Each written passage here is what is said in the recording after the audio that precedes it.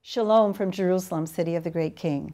As you probably know, today is day number 7 of Operation Protective Edge, a military operation that was really thrust upon Israel in response to constant rocket fire from Gaza into the south of Israel. Yesterday, by the way, day number 6, there were 130 rockets fired into Israel. And now they're going beyond southern Israel, past Jerusalem to Tel Aviv, and even as far north as Haifa.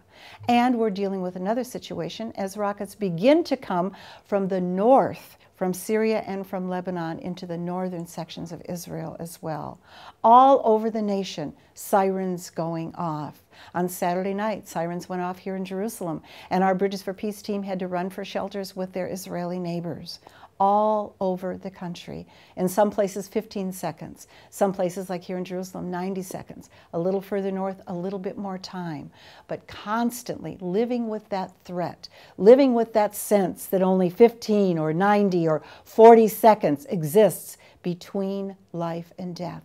All over the country, Israelis being traumatized by this terrible situation.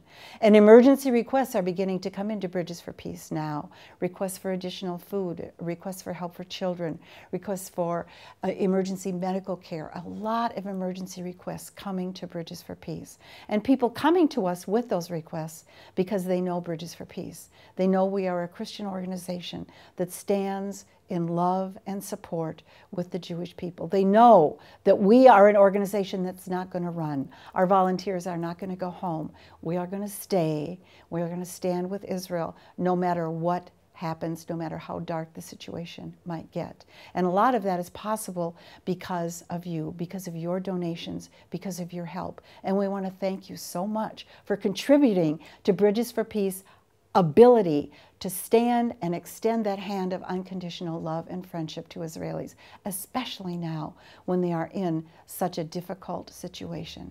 But we'd like to ask you to consider, to pray, to ask the Lord if there's a little more you could give. If you've not given before, if you could give now to our victims of war, our victims of terror funds, that we would be able to say yes as these emergency requests are coming in, that we would be able to say, yes, Israel, yes, Christians are praying for you. Yes, Israel, Christians are standing with you. Yes, Israel, Christians are actually sending their dollars so that we can be here to help you in this time of need. We want to be able to stand up and say, Israel, you are not alone.